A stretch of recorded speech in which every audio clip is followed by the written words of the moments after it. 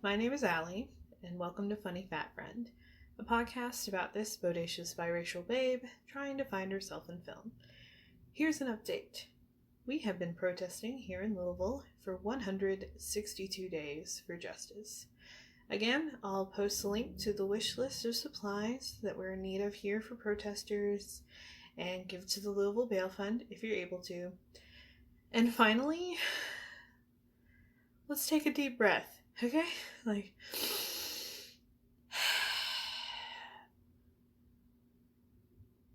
Fuck, right? At the time of recording this, we're in the midst of, the very stressful election happening that we don't have results to yet. And it's very stressful and terrible and awful. And I just want to lay down. That's the whole statement. Yeah, I just want to lay down. But I'm not gonna, because we have to keep fighting. Even if Biden wins as opposed to Trump, we'll have to keep fighting. It's not gonna fix everything. If Trump wins, that's horrendous and awful, and we have to keep fighting even harder. Regardless, even harder, we should be fighting. It's terrifying. I'm really scared. But I gotta stay hopeful. And so I hope you can find some piece of hopefulness in yourself as well. And yeah, well, it's just another breath. Okay. All right. Podcast content now. So, you can tell from the title, and for the listeners who follow me on Instagram, I said I was going to give a hint with my costume, and I assume you figured out I was dressed as Sexy Hagrid, so I assume you figured out that I was going to do Harry Potter, but if you didn't, surprise, I'm going to do the entire Harry Potter series like an idiot. Because, we out here being idiots. It's eight films. There's 8 of them. There are 8. But the cool thing is that it'll lead us directly to the end of the year. There are 8 weeks left in this year. So that's dope. Isn't that nice? That's a nice thought. So that gives me hope. Sweet. The first one, Harry Potter and the Sorcerer's Stone, which is what we know it as in the US. I had no idea that it was called the Philosopher's Stone. It was Harry Potter and the Philosopher's Stone in the UK and probably other places, but I know for sure in the UK. I thought about looking up why that was, but then I forgot until right now, and I don't feel like it. So if somebody could text me, let me know. Thank you. Cool. Yeah. Harry Potter. 2001. I'm pretty sure it came out in 2001. I forgot to put that down too, but I'm a little bit very confident that it came out in 2001. Harry Potter and the Sorcerer's Stone. It had the biggest budget yet out of all the movies I've done on the pod. It had a budget of $125 million, and it made $1 billion. Wow. Does anybody else have a really hard time imagining $1 billion? I can't even see it in my mind what $1 billion would even look like, just like in front of me. I guess it would look like a Blu-ray of Harry Potter. Sorcerer. That's so dumb. It was a dumb joke. But I did it. Same old Allie, same content. You came here for it.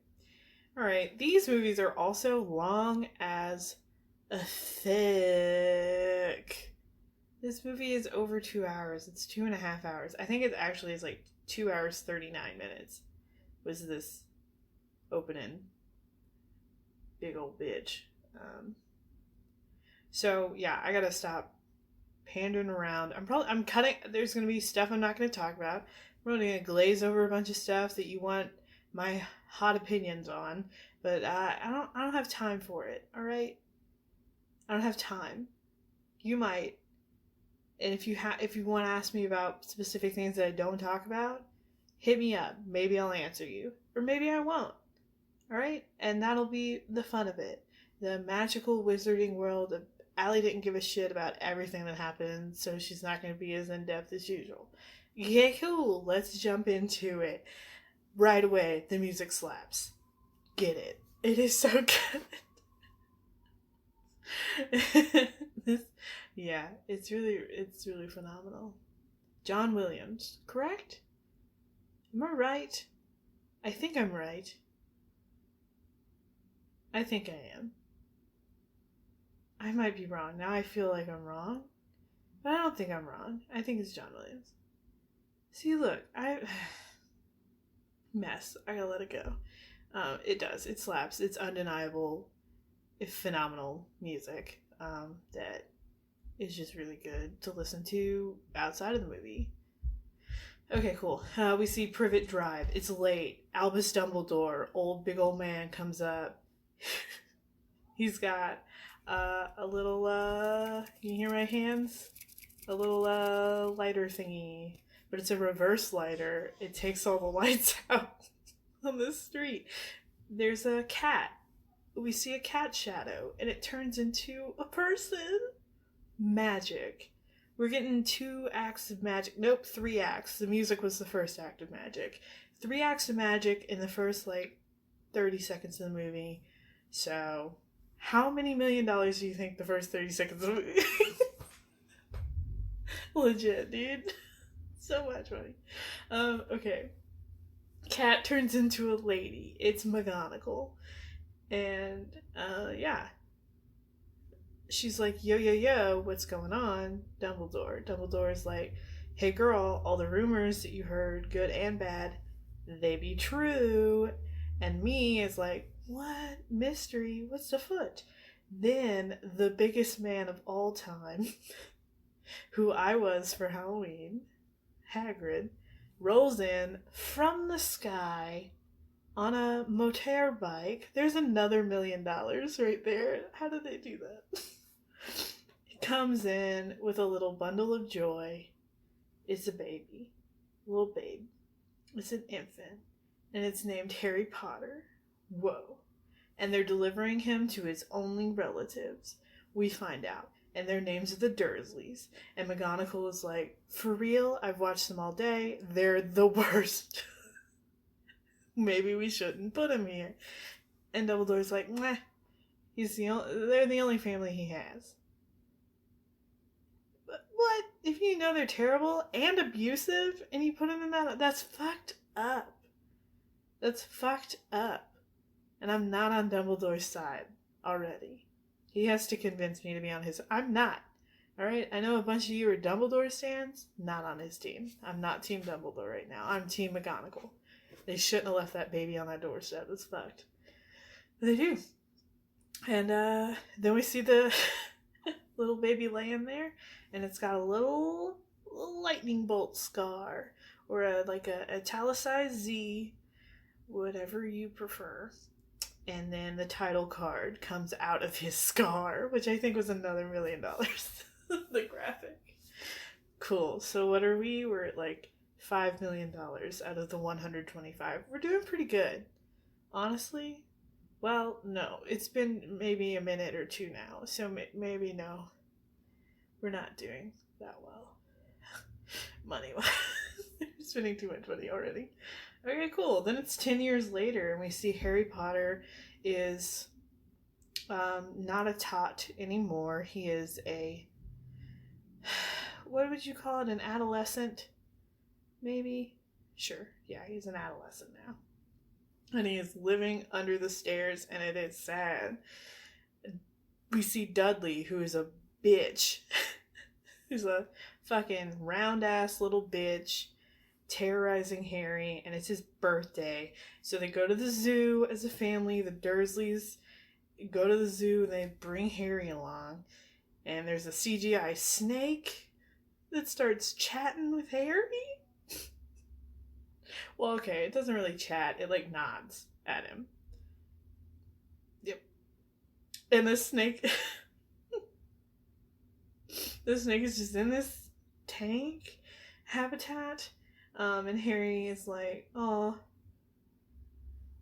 how was Brazil?" Or growing up, I think it was Brazil. And he just like nods and is like, "Look at the thing." And there's a big ass sign that says "Bred in Captivity," which I have not seen at a zoo. A big ass sign. But then Harry's like, "Oh, yeah, I didn't know my parents either." That didn't mean he didn't know his parents. Harry projects a lot, which is fair. He's like living a terrible life and he needs therapy. And to not be in this situation. Look, I feel bad. Now I'm bummed out. We're not even 10 minutes in. Alright, anyway, cool. So Dudley notices that the snake is like up and about and he pushes Harry out of the way, and all of a sudden the glass disappears and Dudley falls into the enclosure and the snake leaves. And when the snake leaves, he looks at Harry and he goes, "Thanks." Y'all, this is a comedy. It was also, it's like, I don't know. Do you really think a snake would sound like that? Would it be like, "Thanks"? Why did it speak English all of a sudden? Did it know that you couldn't hear it through the glass? Was the glass soundproof? It wasn't. They were like slapping on it and shit. I don't know. Okay, we don't have time. Allie, we don't have time.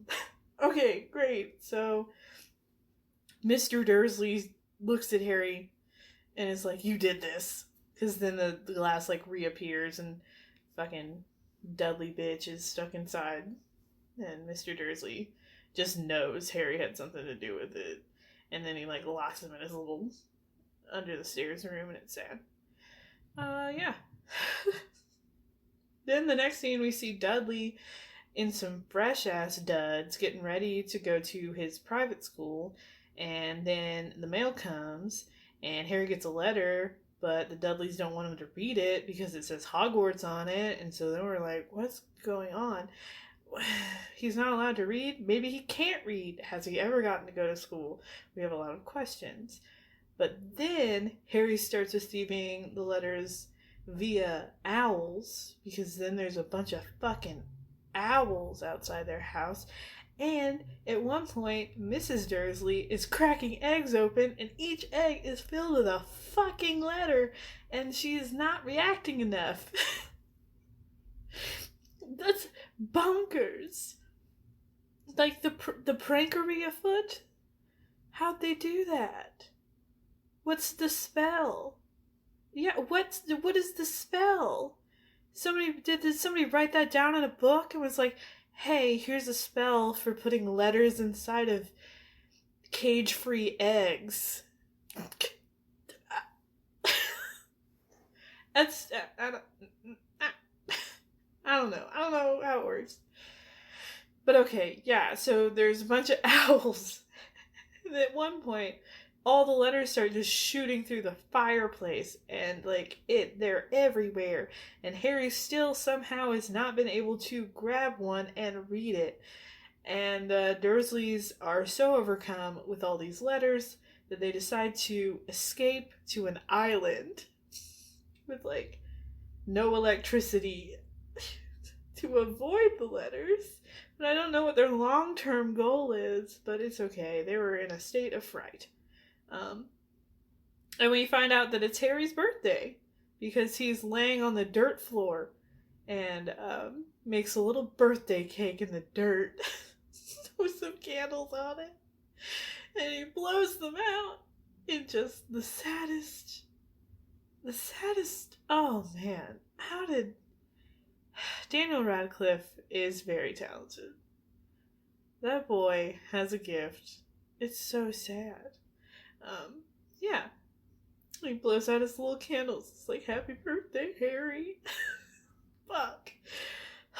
But bless up, Hagrid appears and breaks down the whole fucking door, which I think he breaks down the whole shack, essentially, is what it looks like.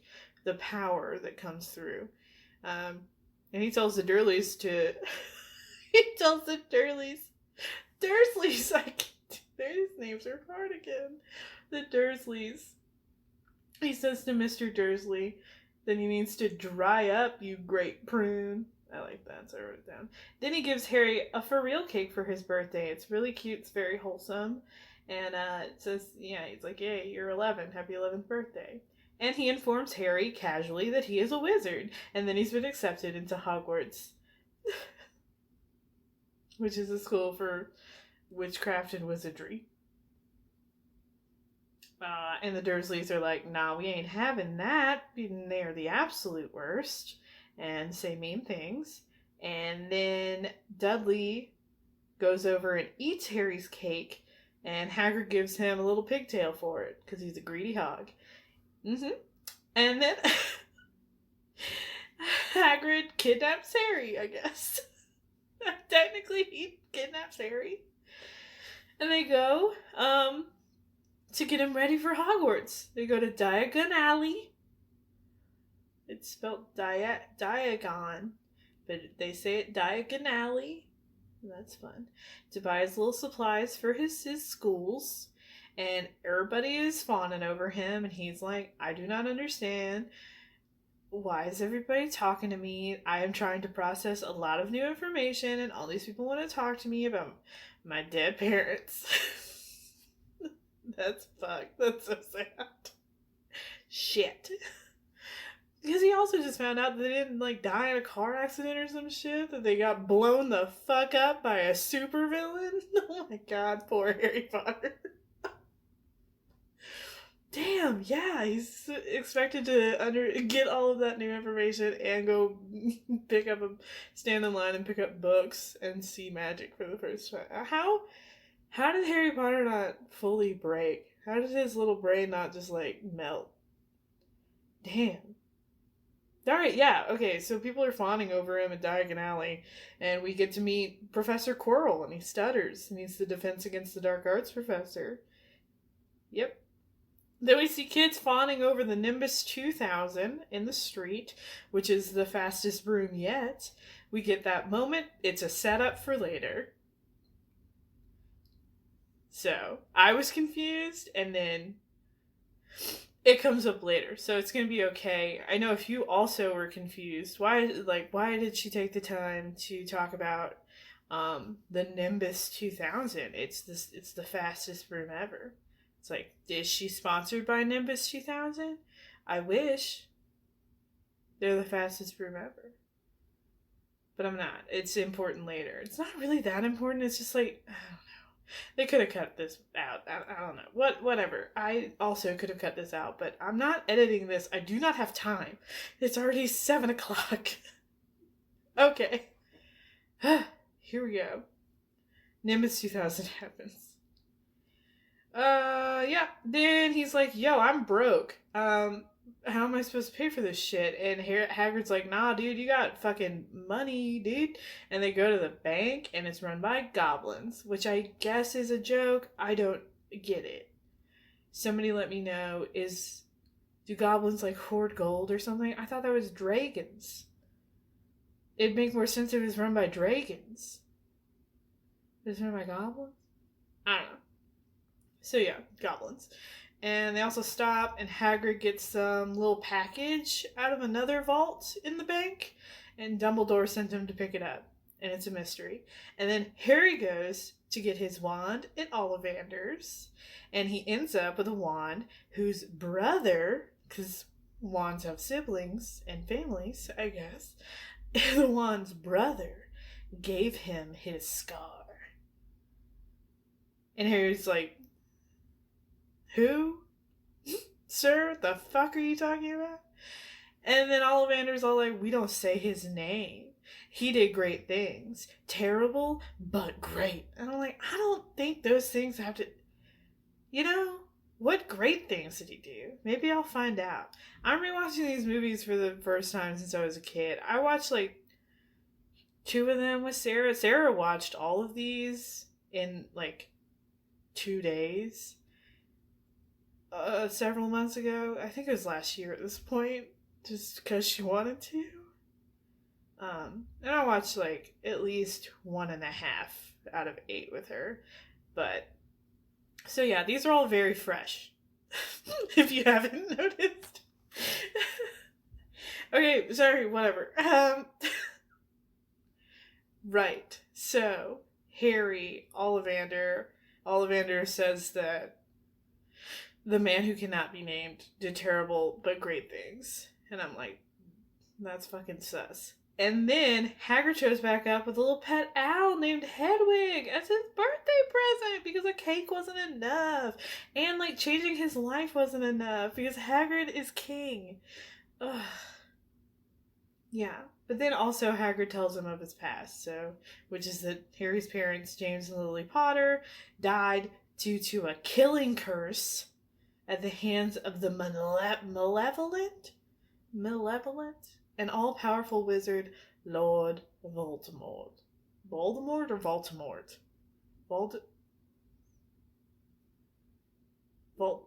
Voldemort. Yeah. Lilby. Harry was the only survivor in the chaos, and thus becomes well known in the wizarding world as the boy who lived. Which I think should have been the name of the book. Sorcerer's Stone? No, I don't really get it. But okay.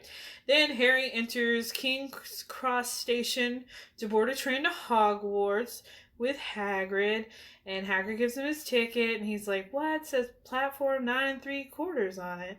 And he's like, yeah, this doesn't exist. But then Hagrid somehow disappears. That big bitch, good for him. Being silently moving somehow. But then he runs into the Weasleys when they're yelling about muggles. Which is a slur, right? It feels like dirty when they say it. It makes me uncomfortable, and I know that it's not real. Right? But it feels so hateful, and I hate it. It's really uncomfortable.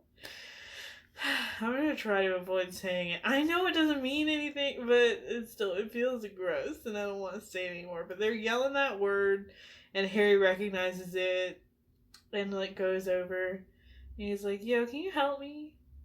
And they're like, "Yeah." When he gets through, and he gets to the train, he gets on the train, and he meets 3 other students during this sequence of this scene. Ron Weasley, whom he quickly becomes pals with, and is a redhead little goober boy, and they buy the whole trolley of sweets for the 2 of them. Harry does, because he has a pocket full of gold, just a loose pocket full of gold. They couldn't get him a wallet, couldn't get him a change purse. Fine. Alright, but they're eating their little candies. They get some nasty jelly beans. They get a chocolate frog that jumps out the window, which is hilarious, and I hope costs $10 million to animate.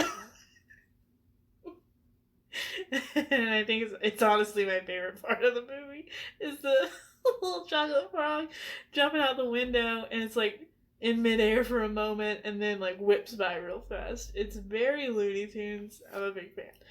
Okay. Then we also meet Scabbers, which is Ron's rat. Finally, we meet Hermione, and she fixes Harry's glasses upon meeting. So she's already like top tier boss ass bitch, gets shit done.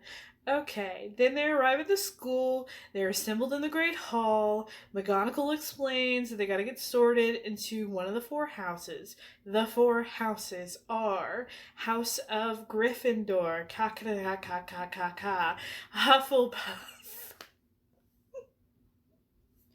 Ravenclaw, and Slytherin. And they get points. And the house with the most points gets a cup. And they care about the cup. I don't know. Okay, and then there's this goofy kid who interrupts because his toad Trevor is hopping around, and this goofy kid is Neville, who's the best. And we stan Neville. Okay, then we meet Draco's bitch ass, who's this little piece of shit blonde boy who's an asshole and says that Ron's family is trash, just like on the street of Hogwarts in front of everybody. They have not talked at all. Feasibly, they have not met at all. This is the first fucking day, and he's already throwing Ron's name in the ground, and it's nasty, and we hate him. Okay. Then they get sorted. Hermione is a Gryffindor. Draco is a Slytherin. And then Ron's like, yo, every wizard that's gone bad has been in Slytherin. And I'm like, shit. Why has that not been addressed? Is somebody on that? Is there a sociology wizard that's like looking at why that's fucking happening? Is somebody figuring that out so they can stop people being bad? What is going on in Slytherin? What's doing that? Let's find some causation there. Anyway, so Harry's like, well, fuck, I don't want to be a Slytherin. And we see Snape, and Harry's little scar starts to hurt. And we're like, what is that? And then Ron gets sorted in the Gryffindor. And then the sorting hat is like, oh, you don't want to be a Slytherin? Oh, I could cause some drama and have some fun. But okay, I'll put you in Gryffindor. And then they feast. And then we find out Snape wants to be Dark Arts professor, but he's the potions professor. And then we get some ghosts, and they're flying around. There are too many things. There are too many things. Why? Why? The ghosts aren't explained. The ghosts aren't explained. Are ghosts magic? I've never thought of ghosts being magical creatures. Right? And also, feasibly, we have ghosts in the real world, too. People talk about seeing ghosts. Whatever. Okay, there's nearly headless Nick, and that's comedy. And then they go to the dorm. And the stairs fucking move. Also, why? Why do all the stairs move? To, like, so you could go multiple places, but also it's like, just have stairs. Just just have 3 sets of stairs. What are you doing? They need to move around. It's not really helpful. It's not like it's making you get there faster, because then you gotta wait if it goes in the wrong. It's like when somebody gets in a goddamn elevator and hits like all the fucking buttons, and then you get on, and then you're like, fuck. We're stopping at this. I don't want to go here. Whatever. Okay, so then they go to their dorm. The paintings talk. That's also a plot point for some reason. And then Harry sits in the dark and pets Hedwig, and it's wholesome. And that's nice, and that's the first day. Then we have class. McGonagall is a boss cat-ass lady who's in charge of transfigurations. Which I don't know if that's a real word before Harry Potter, but it's a dope word. She can turn shit into other shit. Is it only living things? You can only turn stuff into living things? I don't know. Then we go to potions, and Snape enters with all the drama of an angry drag queen, and it's everything. Snape drills Harry right away, and he doesn't know anything because it's the fucking first day of class. Why would he know anything? And he makes him lose, he fucking, like, takes 5 points off because he fucking doesn't know. It's fucked. It's fucked. Okay. Then at lunch, some boy named Seamus tries to turn water into rum, and it just literally backfires on him. He, like, it's very Looney Tunes again. It, like, explodes in his face. And then the mail comes, and the owls be flying everywhere. And Neville gets a remembrall, which shows you when you forgot something. And he's like, no, but yeah, that's nice, but I don't know what I forgot. So that's not helpful. Yeah, that's not helpful. And then we see in a little newspaper, which also has moving pictures on it, it's like, just get a fucking Apple Watch. God. Green Gots got broken into, which is the bank they went to. And the vault that he and Hagrid went to is the one that got broken into. And so that is suspicious. And then Hagrid lets it slip that it has something to do with somebody named Nicholas Flamel. And we're supposed to be like, ooh, I don't care. And then we have flying lessons. And Neville, poor Neville, he gets on his broom and it just fucking pops off. And he gets fucked up. He gets hurt. He like breaks his little arm. And Malfoy is a dick and takes his Remembrall that fell out of his little cape? Robe? Yeah. And it's gonna like, I don't even know what the fuck he's gonna do. Are they gonna put on the roof or something? It's stupid. And Harry decides to chase him on his broom, and I think this probably cost a lot of money, but looking at it now, looks like it didn't. Like with how rough the animation is, and they don't look like real people. But, you know. Okay, so they're like flying all about. And Harry gets the Remembrall back. And McGonagall sees him, comes down, takes him, and is like, he's like, oh shit, I'm in trouble because we weren't supposed to be flying around. But also, when you can't just be leaving 11-year-olds just alone places. You can't be leaving 11-year-olds alone places. They're gonna fuck everything up. Of course. And they had brooms to fly around. What? It's like living about, yeah, if you left them in their own cars with keys. What? Okay. But okay, McGonagall takes him, and then instead of him getting in trouble, he joins the Quidditch team as their seeker, which is a rare feat for a first-year student to do. And then we find out his daddy was seeker before, and that's cute. Okay, on their way to the dorms, Ron, Hermione, and Harry, the stairs fucking change. Surprise. And it leads them to the forbidden floor of Hogwarts. And they discover a giant 3-headed dog that we find out is Hagrid's dog named Fluffy. Cool. Important to keep it in your mind. Okay, then we're in Charms class. And we're learning Wingardium Leviosa. Seamus blows himself up again somehow while he's doing... Do we find out why the fuck this kid lights everything on fire? I hope so. Okay. Then Ron insults Hermione after he's embarrassed by her being good at doing shit, and he's not because he's a little weak bitch. And that makes Hermione sad, and she locks herself in the girls' bathroom during dinner, and it's Halloween time. I guess we don't know if it's like Halloween day, but there are pumpkins in the air. But then Quirrell comes running into dinner and is like, yo, there's a troll loose. And he passes out. And it's in the girls' bathroom. And we're like, fuck, that's where Hermione is. And there's the troll in there, and it's got a clobbering stick. And Ron uses Wingardium Leviosa to clobber the stick on its head. And then we see Snape and the other professors come in there, and we see that Snape's leg is fucked up for some reason. And they're like, whoa, I bet he's involved. Are you guys following along? Is this too much? I'm not gonna change now. I'm in it, but you know, I thought we could take a moment. Maybe Okay, so the next day at lunch, we find out that it's game day for Quidditch, which is also what the fuck is Quidditch based on another game? Is it like polo? I don't know how to play polo. Is that the name of it, polo? I was thinking of polio. I almost call it polio. It's not. It's polo. Okay.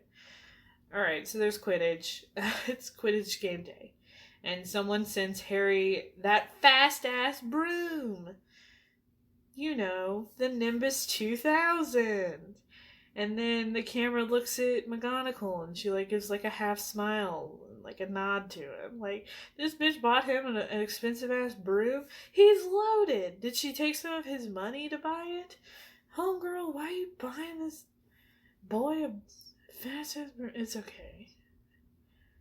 It's probably because she feels guilty as hell for not really stopping Dumbledore from leaving that poor boy to live with those awful people. So she's like, I guess I'll buy him a broom. Alright, cool. Alright. And then we're at the game. Harry gets fucked up by a jinx on his broom, and we think it's Snape that's doing it because he's whispering some weird shit into the wind. And so Ron and Hermione go and set his robe on fire. But then Harry falls off his broom while he's trying to get the snitch, and then but it's okay because he caught it in his mouth, and so they win. But that doesn't seem ethical. It seems like there would be a rule that you can't catch the ball in your mouth. I think probably, yeah, if you're playing baseball, I don't think you can catch the ball in your mouth. Somebody let me know. Maybe that's cool in polo. Maybe that's cool in UK sports. I don't know. Okay, and then it's winter now.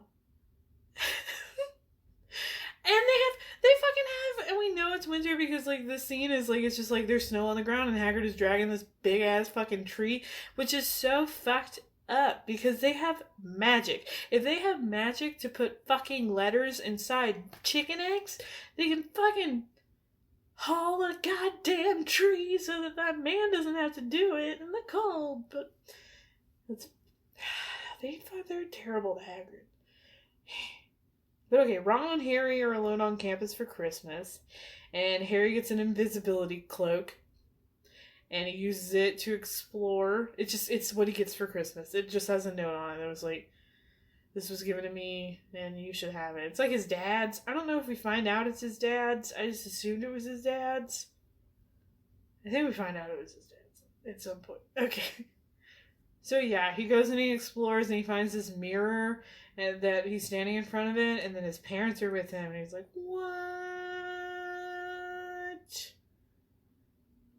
So then he goes and he gets Ron, and he puts Ron in front of it, I guess assuming that Harry's parents just live in the mirror or something. And Ron looks into it, and he's like, oh, I'm head of the Quidditch team, and Dumbledore tells me, I'm great. And then, but then we find out Dumbledore shows up while Harry's sitting in front of it one time, and it's like, yo, I bet you figured out what this is. In case you didn't, and you're a member of the audience, it just shows you what your heart desires most. It's like, oh, what's that good for? Like, if you don't know what your heart desires most, and you go and look in the mirror, and then you can figure it out. Oh, that's what it's good for. I figured it out. Alright, cool. Then classes resume after winter break. Harry, Ron, and Hermione figure out who Nicholas Flamel is. He's an alchemist and the only person in the world to have the Sorcerer's Stone, which can provide immortality. Okay, so then they decide that the stone is what was hidden in Gringotts and is now being guarded by the three-headed dog named Fluffy. Cool. Meanwhile, Hagrid adopts a dragon, which is illegal. He has it in his little hut. And Ron, Hermione, and Harry have to convince him that it's not practical to raise a little baby dragon. And Malfoy spies on them while they're in his hut, and he goes and tells on them, and then they all get detention, and Malfoy gets it too, because he's a tattletaling ass bitch.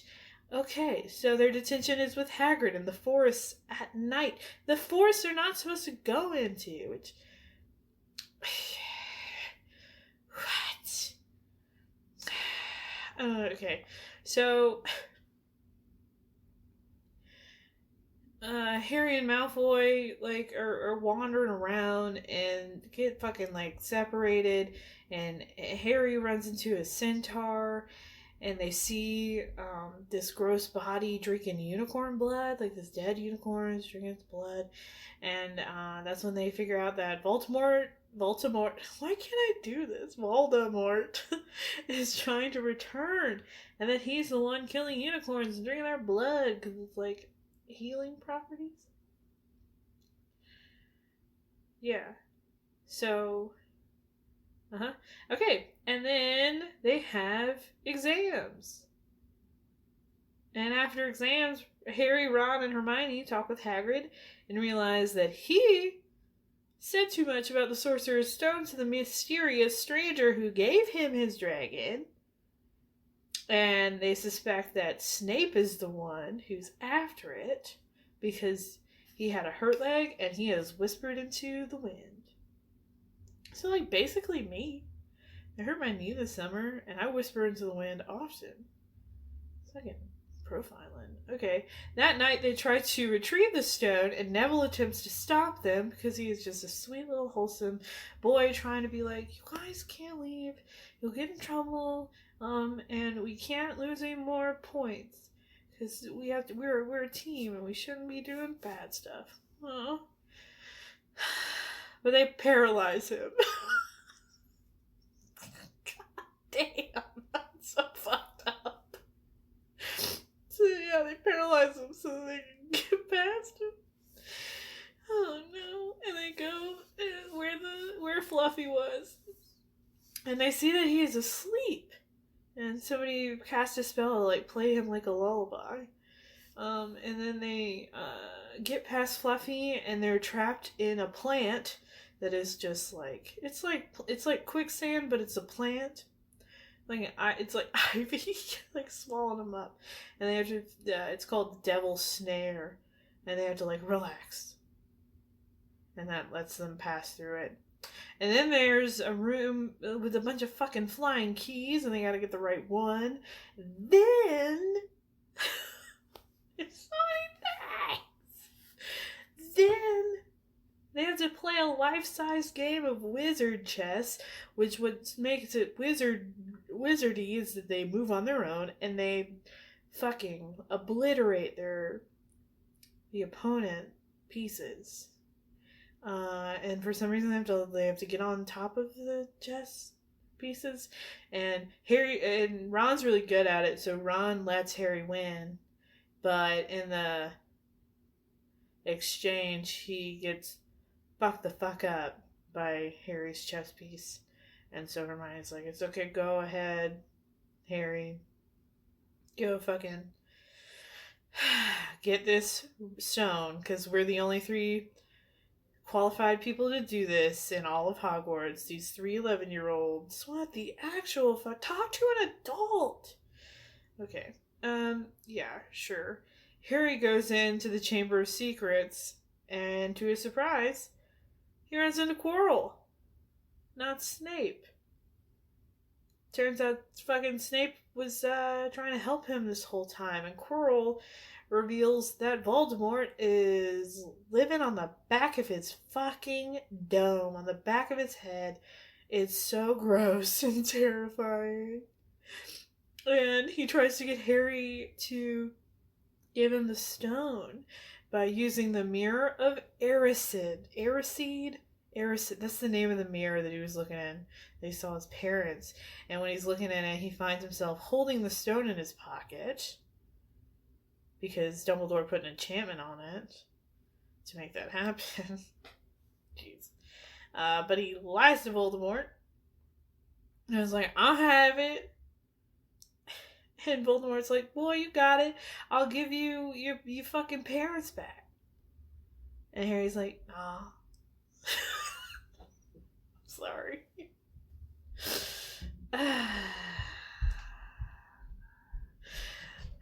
But yeah, Quirrell tries to kill Harry when he won't give him the stone. But, you know, Quirrell just like touches him and Harry ends up just burning his skin and turns him into stone. It's bonkers. I do not understand. And then he just crumbles into fucking dust, causing Voldemort's soul to rise from the ashes like a fucking phoenix. And Harry is fucking unconscious. Knocked unconscious in this process of horrifying trauma and terrifying things that you could not possibly fathom to ever see in your lifetime. So it makes sense. That makes sense. His brain was like, we out. And then we see Harry is recovering in the school's hospital wing with Dumbledore at his side. And Dumbledore is like, yo, the stone has been destroyed aside. And Ron and Hermione are okay. And I'll also let you know that you defeated Quirrell. Good job. He's dead. You killed a grown man. So don't let that trauma seep in. And also, the reason he couldn't get you was because when your mom died, you know, trying to save your life, she put a love-based protection spell against Voldemort on him. So that's why he's the boy that lived or whatever. And that's, well, at least why they think. And so he's like, okay, cool. Even more trauma. I'm literally like carrying around my mother's dead soul magic. Sick. Yeah. Then Harry, Ron, and Hermione are rewarded with house points for their heroic performance, and it makes the Gryffindors tie for first place with Slytherin. How did Slytherin get all their points? Somebody let me know, because they didn't win fucking Quidditch Cups. How are they... Fine. I don't know how they get fucking house points. And then Dumbledore awards 10 points to Neville for attempting to stop them. And so it makes Gryffindor win the house cap, and everybody's like, yes! And then Harry has to fucking go home for the summer, because it's summer now, which is fucking ass! This boy has so much trauma, and they're gonna send him back into that awful home to unpack it for the summer.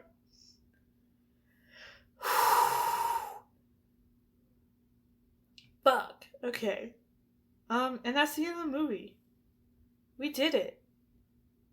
Honestly didn't think I'd be able to do it. So long. So much. So yeah. Harry Potter and the Sorcerer's Stone. Rotten Tomatoes, 81%. Letterboxd, 3.7. Which is a little lower than I thought.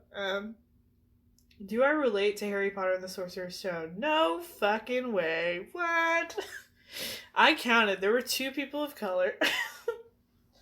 One was a student that we see maybe one time, like, on the boats going to Hogwarts. I think at some point he might talk, but not in this movie. And then there was a professor sitting next to, like, Snape at one point in the Grand Hall. So I don't relate there. Really, of all the people in the world, is it just like UK? Is there like a district? Is there like a school district that they're exclusively pulling from, and it's just like the whitest, only wizards that are white? I don't know. So I don't like that. I don't relate to much of anything about Harry Potter's life. Is extremely sad, and I feel bad. I feel sad. I do relate to like being weird and having like just like a couple really close friends that are the best. You know, as a kid, I like that. I'm about that. I relate to that aspect, and I like that. I relate to Hagrid, just being, you know, presented with such fuckery, but still like just wanting to have like fun pets. Yeah. Alright, cool. Yeah, cool. Alright. So yeah, that was the first one. We did it. We did it. 7 more to go. 7 more weeks of 2020, y'all. Just 7 more after this. We can do it. We have to. We just have to do it. Great. Alright. Thanks for listening. I know this was well, a lot more chaotic than usual, but I assume that's what they're going to be like. They're going to be pretty chaotic. Yeah. Answer my questions. I don't remember what they were now. I didn't write them down. I just got a new job. I didn't just get it. I got it, like a month ago now, but I just started. And so I might be adjusting the release day. I did that when we started the YouTube channel. I moved it from Fridays to Thursdays because our YouTube videos come out on Fridays. So I moved the podcast to Thursday. But now I might move it to earlier in the week because I have more time now on Thursdays and Fridays. I get off work earlier. And so that would be nice to have those days to be able to actually do the thing instead of having to have it already done by then. So maybe, yeah. So maybe expect the pod might come out fucking like Monday or Tuesday next week. Maybe probably Tuesdays at like 11 or something. I don't know. It might be Tuesday mornings. Feels right to me. Yeah. Expect that. Tuesday mornings. Probably when the podcast is going to come out, unless it doesn't come out next Tuesday morning, and then you know that didn't work, and it'll come out at some point.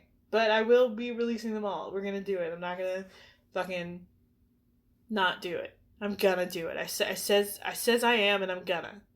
All right, cool. Thanks for listening. I've been your funny neighborhood fat friend. I would let you live on the back of my head anytime. That's how much I love you. All right. I'll talk to you next week. Bye.